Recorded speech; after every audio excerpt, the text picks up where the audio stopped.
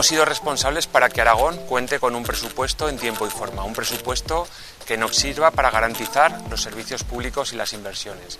Educación, sanidad y servicios sociales han incrementado en más de 400 millones sus cuentas.